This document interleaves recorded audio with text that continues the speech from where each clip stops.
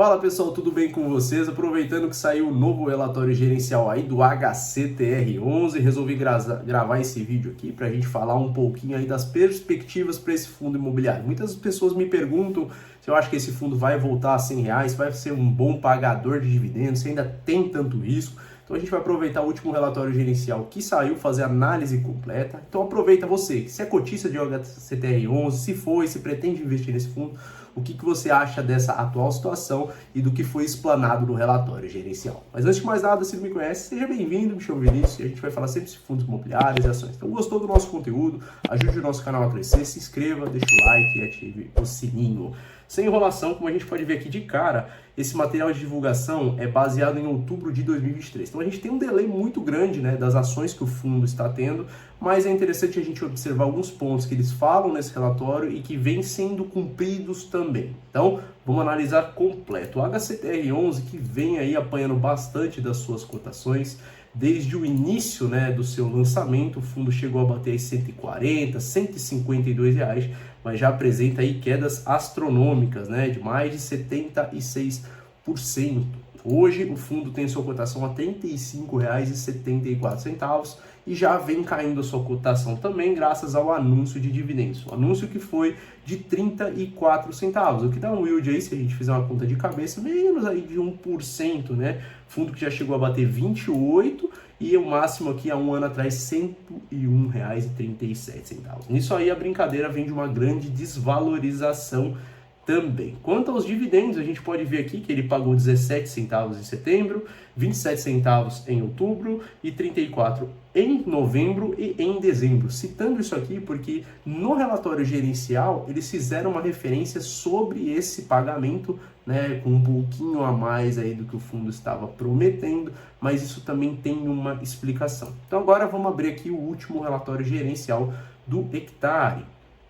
Fundo que tem aqui um patrimônio líquido aqui de 2 bilhões, tem aqui o seu valor de cota a mercado no fechamento aqui de 38.060, número de cotistas, se não me engano, já caiu bastante, hoje fechou aqui esse mês de outubro com 196.310, deixa eu ver aqui se no site do Status Invest está mais atualizado o número de cotistas, ainda está no mesmo padrão aqui, vamos esperar os próximos para a gente dar uma olhada. É um fundo que teve o seu início em 2018 e é um fundo que teve o seu ápice, o seu auge, onde ele entregava realmente grandes dividendos, né? Se a gente puxar aqui, a gente tem períodos que esse fundo pagava aqui 2,47, 2,22, né? Se a gente pegar no final de 2020 aqui, 2021, foi um fundo que pagava muito dividendo, então entraram muitos cotistas nesse fundo, muita gente sem experiência, por isso, né, correram um grande risco sem saber o que era um fundo high yield, que é o que a gente vai apresentar aqui no relatório gerencial. Aqui tem a tese de investimento, né, do HCTR11. É por isso que a gente frisa bastante a importância de você ler o relatório gerencial, tá? O Hectare, o HCTR11, é um fundo de crédito high yield do tipo híbrido de desenvolvimento, que tem como característica e expectativa retorno superior à média do mercado no longo prazo. Para atingir esse retorno, ele está exposto a setores e operações de maior complexibilidade e tanto na estruturação como na gestão. Consequentemente, tem menor previsibilidade quanto à periodicidade e volume da distribuição dos resultados aos investidores no curto prazo. Significa que é um fundo que você corre um risco maior, você pode receber dividendos grandes no longo prazo, mas no curto prazo ele não garante que vai manter uma média de distribuição como a gente já conhece outros fundos mais seguros, né? Vou citar um fundo de exemplo, né? Se você olhar a distribuição do HGLG, há quanto tempo ele vem pagando R$1,10? Ele não paga nem mais nem menos, R$1,10. Então a gente chama isso de um fundo de ancoragem para sua carteira. Já o HCTR11 paga 2, paga 1, paga 2, paga 1 e agora veio nessa derrocada desde fevereiro, quando explodiram grandes inadimplências e o mercado começou a olhar com isso com um fator de risco muito grande, né? Que não vale a pena o risco-retorno. Por envolver maior potencial de rentabilidade no longo prazo, a exposição a riscos é um produto de maior volatilidade voltado a investidores de perfil arrojado. Eu garanto para vocês que 90% das pessoas que compraram HCTR11 naquele período não tinham a menor ideia. E outro ponto também que vale ressaltar demais, os relatórios do HCTR11 não eram nesse perfil, tá? Eram péssimos, e isso foi cobrado demais da gestão, principalmente como começou a inadimplência a aparecer, e eles realmente melhoraram muito, já deixam especificado na cara de todo mundo que você vai botar o seu dinheiro em um ativo arriscadíssimo. Aqui eles fazem uma comparação com alguns índices globais, né, onde eles fazem aí a taxa de risco-retorno, e é importante a gente também se alinhar a outros, que a gente vai falar aqui um pouquinho mais para baixo. Então o dividendo do mês aqui foi de 34 centavos, o yield aqui de 0,90, tá? O yield anualizado dele de 11,31%, o valor aqui de patrimonial de 2,5 bilhões, quer dizer, é um fundo que tem um grande potencial de dinheiro na mão, mas ele está realmente com esse dinheiro todo travado, a gente vai ver mais para baixo. Ele tem uma liquidez aqui muito boa, né? Ou seja, muita negociação é feita e tem realmente gente aproveitando para comprar na baixa, vende quando sobe um pouquinho, tá? Aqui começam os comentários do gestor sobre os pontos de inadimplência, né? Se você tem HCTR11, você com certeza ouviu falar do problema com a Gramado Park, que não atingiu só ele, como outros fundos imobiliários. Então aqui eles já falam que foram realizados acordos com a Gramado Park, né, onde esses acordos já representavam aí um grande percentual, e conforme antecipado nos últimos relatórios, aqui é aquele ponto importante sobre a distribuição de dividendos. Referente a outubro, permaneceu na trajetória de aumento aos meses anteriores, né? Se a gente puxar o histórico, vinha vindo menos, outubro começou a subir.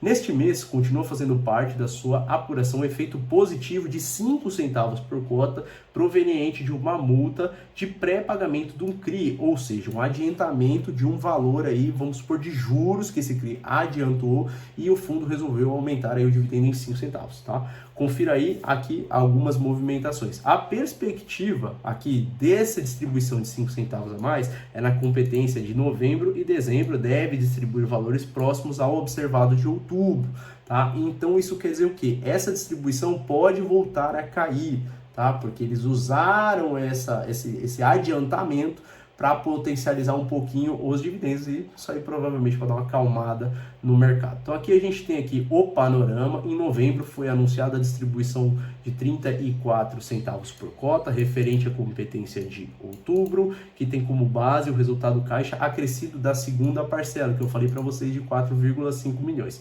proveniente do resgate antecipado da holding, tá? Que também terá efeito positivo nas distribuições de novembro e dezembro, e isso foi cumprido, né? A gente vê que os dividendos realmente de novembro e dezembro se permaneceram na casa dos 34 centavos, né, crescendo aí de outubro e setembro, tá? Uma vez que esse resultado, né, contábil desde o início do fundo acumulado nas distribuições do período encontra-se em campo negativo, tá? Então isso aqui é aquela perspectiva desse aumento de dividendos, e a gente não sabe se isso vai continuar ou não. Agora a gente tem aqui perspectivas de distribuições futuras. Aqui começa o problema do fundo.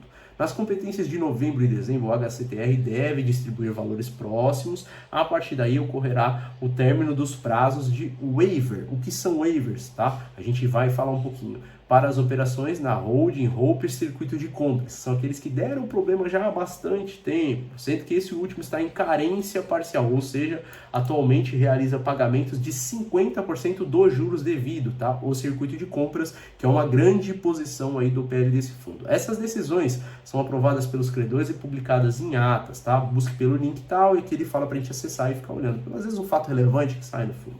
Ressaltamos que o processo de reestruturação dos credores podem conceder fôlegos, tá? O que eles são, esses fôlegos? Adicionais aos prazos inicialmente estipulados para as empresas consigam se reorganizar de maneira saudável. A gente viveu uma alta de juros muito grande, então isso impactou também na economia, nas empresas, nas construtoras, em tudo que os fundos imobiliários de papel emprestavam o seu dinheiro. Isso teve um impacto negativo, e a gente começou a ter inadimplência que acaba vindo de trás para frente até chegar nós em cotistas. Também lembramos que o waiver não significa um perdão. O waiver é como se ele tivesse postergado a dívida até que a empresa, né, para quem ele emprestou o dinheiro do fundo imobiliário, respire e possa pagar, pois os valores são recebidos de um período que incorpora um salvo devedor da operação, contando com a incidência de juros e correção monetária. Ou seja, ele pega a dívida, joga para frente, aumenta aí juros e correção monetária para a empresa dar uma respirada e tem que voltar a pagar. Só que a gente tem que entender como é que funciona a economia, né? Será que o cenário mudou? Será que melhorou? Essa queda de juros vai ajudar tudo isso?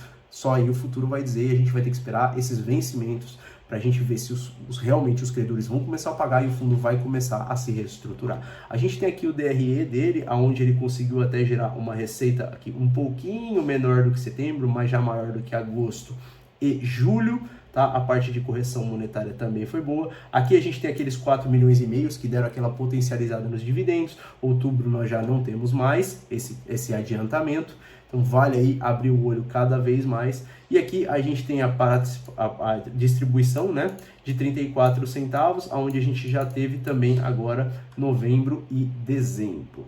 Aqui eles falam um pouquinho do histórico de distribuição, o benchmark do fundo, só que quem comprou essa cota a mais de 100 reais lá não quer saber disso, porque está tomando fumo no valor da cotação aí pesado. Aqui a gente tem pontos muito importantes, tá? Como é que funciona esse fundo imobiliário? Qual é o tipo dele? Então ele tem CRIs, que são certificados recebíveis imobiliários, tem fundos imobiliários e tem caixa. Grande parte do seu dinheiro está alocado em CRIs, que é o certo do fundo de papel. Tem um pouquinho aqui de fundos imobiliários e um pouquinho de caixa, tá? Aqui a gente tem senioridade de CRIs, tá? O que quer dizer isso? Vamos supor que seria uma ordem de pagamento. O sênior recebe primeiro e assim a gente vai fazendo aí um drill down, né? A gente passa aí pelo mezanino, única e o subordinado. Então ele tem uma grande parte, maioria no sênior, mas ele tem o subordinado também muito carregado. Ou seja, pode ser que ele não consiga receber. A empresa lá tem um CRI onde ele faz um empréstimo para vários, ele vai pagando de acordo com essa ordem. Se o do HCTR é o último, é o subordinado e a empresa pode ficar devendo, realmente ela vai escolher o do HCTR para não pagar, tá? Isso é bem de forma bem macro mesmo, só para a gente ter uma ideia. Seria como se fosse mesmo um ranking de pagamento, né, dentre os seus devedores, dentro de cada um dos devedores. Aqui a gente tem os indexadores. Aqui a gente vê como a taxa é pesada, tá? Ou seja, como o HCTR11 fez investimentos muito arrojados, buscando grande rentabilidade, só que agora ele está pagando o custo da inadimplência. Ele tem aqui IPCA mais 10,7% e GPM a 11,2%. A inflação, mesmo que controlada, vem subindo um pouquinho. Então, você pensar que esse fundo tem uma taxa média de inflação mais 10,40%, vamos supor que a inflação hoje está em 5%. O fundo teria um retorno aí de 15%, né, que está bem acima já do mercado se a gente olhar a perspectiva do corte da taxa de juros, com uma duration média, ou seja, de contratos aí, uma média de 3 anos.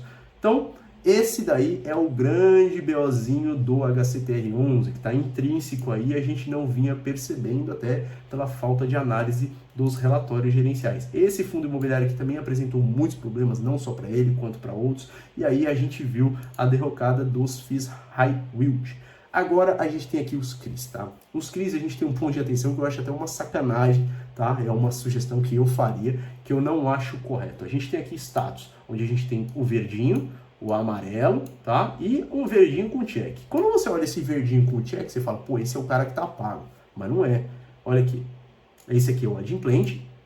E o verdinho, que você pode achar que é o que está pago, na verdade, ele está em waiver, ou seja, não está pago, ele está postergado, ou seja, vai demorar ainda, né? Vamos esperar chegar as datas para saber se eles vão pagar ou não, e os amarelos estão em negociação. Então, quando você bate o olho assim, você vê, pô, tem uns verdinhos, tem aí, mas o que está pago realmente ainda tem muita coisa que precisa estar em negociação e muita coisa que está a vencer. Tá?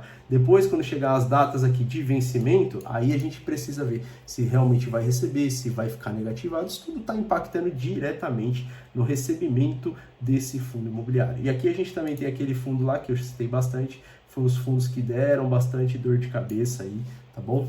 Para o HCTR11.